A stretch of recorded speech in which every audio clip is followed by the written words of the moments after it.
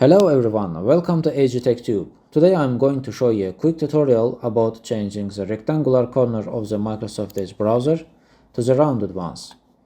So you need to go to Microsoft Edge browser and in the address bar type edge / flags and hit enter. In the search bar search for rounded. And here, as you can see, both options are set to default. You need to make them enabled and press enabled here as well. And you need to restart the browser for the changes to take effect. Let's restart it. Now, as you can see, the corners of the tabs are rounded now. So this is a very simple tutorial. I hope you liked it. For more tutorials like this, please make sure to subscribe our channel. Thank you for watching. I will catch you in the next one. Bye.